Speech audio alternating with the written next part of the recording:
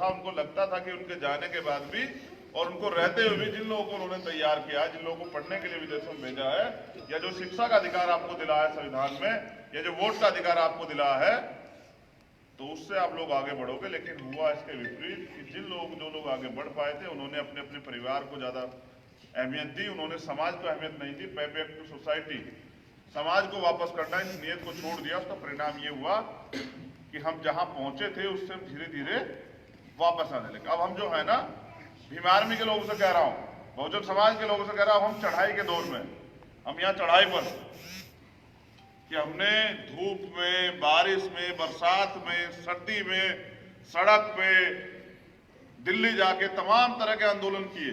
किस लिए? कि जो जुल्म जाति और हमारे अधिकार छीन रहे हैं, ये अधिकार हमारे ना छीने और हमारे ऊपर ये जुल्म जाति अत्याचार ना हो, और हमारा जीवन भी यहाँ इस प्रदेश में और देश में सम्मान स्वाभिमान से बना रहे। जो अधिकार सबको मिले वो हमें भी मिले और हमारे भी माताओं बहनों का सम्मान बराबर हो। तो वो जो संघर्ष आपने 3-4 साल में किया है, उस संघर्ष को आगे बढ़ाने का समय आ गया। अब हम लोग यहाँ चढ़ाई पे, चढ़ाई समझते हैं, ऐसे होती है चढ़ाई। यहां से अगर आपने एक दूसरे के हाथ पकड़कर समाज को जोड़ना शुरू नहीं किया, तो हम लोग इस चढ़ाई पर फिसल जाएंगे। और अगर हम लोग फिसलेंगे तो वापस वहीं जा गिरेंगे जहां बाबा साहब अम्बेडकर देख रहे थे, जब उन्होंने रोते हुए कहा कि मुझे मेरे पढ़े लिखे लोगों ने धोखा दिया। और अगर यहां हम एक दूसरे के हाथ पकड़ के, जो बात मैं अब आपको बता रहा हूं, इस समाज में ऐसा नहीं कि समझे हुए लोग नहीं, यहां समझे हुए, तैयार हुए लोग हैं पुराने, और जो जिनको आज हम तैयार कर रहे हैं, अगर वो तैयार किए गए लोग पहले जो तैयार हो चुके हैं, उन लोगों को जोड़ने का काम करेंगे और जोड़कर समाज के बीच में जाने का काम करेंगे और उन लोगों को तैयार करने का काम करेंगे, तो हमारा काम आसानी से आगे बढ़ जाएगा। और जब हमारा काम आगे बढ़ेगा, तो बाबा साहब अम्बेडकर ने कहा है कि राजनीति में हिस्सेदारी ना करने का सबसे बड़ा नुकसान ये है कि अयोग्य लोग आप पे शासन करते हैं।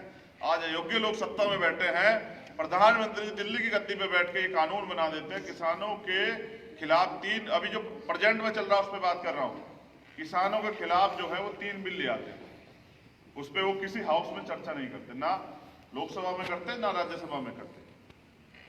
और किसान जब उन बिल को देखता है तो किसान की जो है टांगे कांप जाती है। किसान को समझ आता है ये तो बिल जो है, ये तो बहुत खतरनाक बिल है।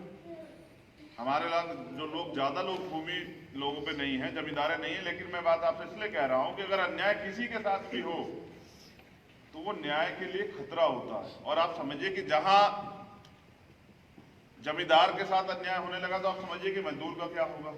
किसान और मजदूर एक ही कड़ी के एक सिक्के के जो है ना 2 पहलू। अगर किसान बर्बाद होगा तो मजदूर भी बर्बाद हो जाएगा। तो मैं ये बात आपसे इसलिए कह रहा हूं कि जो बिल आए थे, वो बिल, उन पे ना किसानों से बात की गई, ना किसी संगठन से बात की गई, और प्राइम मिनिस्टर ने वो बिल जो है सदन से पास करा दी, क्योंकि सरकार उनकी है, बहुमत में वो लोग बैठे हैं। तो वो बिल, वो जो विधेयक था, वो कानून बन गया। अब कानून बन गया तो 2.5 महीने से तो पंजाब के लोग सबसे ज्यादा सड़क पर बैठे हुए थे आंदोलन में, हरियाणा के लोग बैठे, जहां जहां किसान है सब लोग बैठे हुए थे। लेकिन जब उन्हें विश्वास हो गया कि भाई अब हमें न्याय नहीं मिलेगा, तो वो किधर कूच करके दिल्ली में। अब चाइना तो भारत में घुस रहा है, 350 किलोमीटर तक चाइना घुस चुका भारत में, उस पर तो प्रधानमंत्री नहीं बोलते हैं। लेकिन जब किसान जाने लगे, और वो देश की राजधानी है, जहां हमारा सुप्रीम कोर्ट है, जहां हमारी संसद है, जहां हमारी तमाम तरह की जो है पुरानी जो है निशानियां हैं, वहां किसान नहीं जा सकते हैं। वहां कौन जा सकता है? सिर्फ प्रधानमंत्री जा सकता है। किसानों को सिंघू बॉर्डर पे रोक दिया गया, टिकरी बॉर्डर पे रोक दिया गया, शाजापुर बॉर्डर पे रोक दिया गया, और बीच में उनके रास्ते में बैरिकेडिंग, आंसू गैस के गोले, पानी की बौछारें, कटीले तार। वो अन्नदाता जो इस देश को अनाज देता है, कभी आपको याद है, जो नौजवान है, आपको तो जानकारी नहीं होगी, जो नहीं पढ़ा, इस देश में अनाज भी विदेशों से आया करता था, लाल अनाज। यहाँ हरित क्रांति हुई, और उस हरित क्रांति में एक बड़ा रोल जो है हमारे लोगों का रहा। उस हरित क्रांति के बाद जो है इस देश में अनाज पैदा होना शुरू किया, और जो देश अनाज को वहां से मंगाया करता था विदेशों से, उस देश के लोगों ने इतनी मेहनत की कि इतना अनाज उगा दिया कि वो दुनिया में जाने लगा। तो आज उस किसान की जमीन छीनने के लिए और वो सारी जमीन छीनकर पूंजीपतियों के हाथ में देने के लिए ये विधेयक बनाएगा। किसान लड़ रहे हैं, 40 से ज्यादा किसानों को शहादत हो चुकी है। आप ये समझिए, जब ये लोग किसानों को नहीं बख्श रहे हैं तो मजदूरों को बख्शेंगे? भाई रोटी तो सब लोग खाते हैं, रोटी आप लोग भी खा लोगे। इस किसान बिल से होगा क्या कि 10 साल के अंदर तो आ जाएगी देश के अंदर भूखमरी। और जो आटा आज 10 रुपए किलो मिलता है, 15 रुपए किलो मिलता है, वो ज्यादा 100 रुपए किलो मिलेगा। अब अमीर लोग तो 100 रुपए किलो के आटे खा लेंगे, क्या आप लोग खा लोगे? और चलो आप ही लोग खा लोगे, पंजाब के लोग क्या, पूरे देश में जो बहुजन समाज के लोग रहते हैं, गरीब कमजोर वर्ग के लोग रहते हैं, वो क्या खा पाएंगे? और जब वो ना खा पाएंगे तो इससे क्या होगा? इससे क्राइम बढ़ेगा, इससे जनमानस का नुकसान होगा। कुछ लोग भूख के कारण मर जाएंगे, कुछ लोग जो है झगड़ों के तमाम तरह से चोरी चकारी इन बातों में पड़ के जो है जेलों में चले जाएंगे। तो ये देश बर्बाद हो जाएगा। इस देश में दो तरह की व्यवस्था है, एक व्यवस्था जो बाबा साहब अम्बेडकर ने बनाई संविधान द्वारा, और एक उससे जो पुरानी व्यवस्था चली आ रही जो गैर बराबरी पर आधारित है, जिसको आरएसएस और बीजेपी के लोग चलाते हैं, वो एक व्यवस्था है।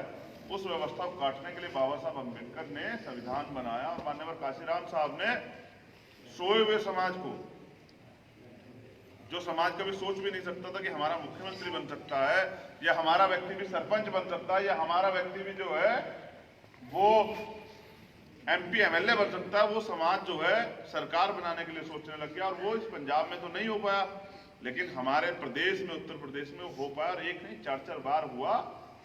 तो मुझे ये बात कहने में कोई संकोच नहीं है कि ये पंजाब में भी हो सकता है और ये देश के किसी भी कोने में भी हो सकता है, क्योंकि लोकतंत्र में तो राज उसी का होता है जिसके पास वोट होता है।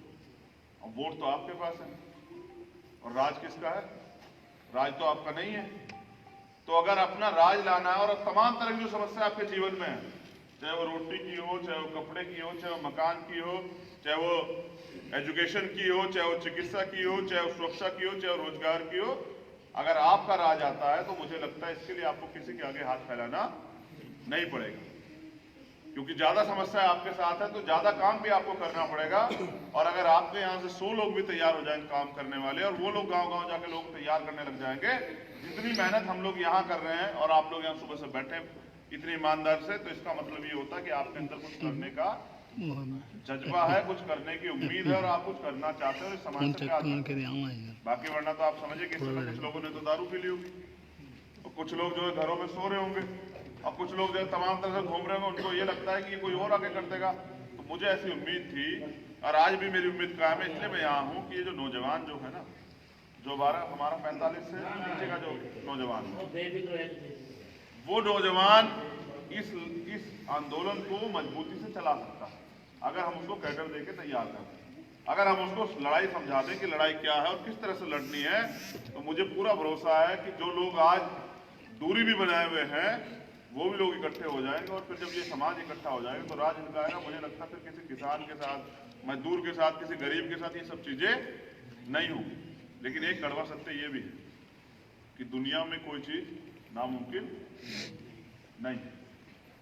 वो कहते हैं कि मान लो तो हार और ठान लो तो जीत। अगर आप ठान लें कि हमें करना है तो दुनिया की कोई ताकत ऐसी नहीं जो आपको रोक दे। अगर आप ये सोच लें कि भाई हम कहाँ कर सकते हैं, भैया ने तो कह दिया यार वहां तो हो गया, तो हम कहाँ कर सकते हैं, तो मैं आपको ये बता दूं कि उत्तर प्रदेश के लोग भी रोटी खाते हैं। यहाँ तो ज्यादा संपन्नता है, वहां संपन्नता कम है।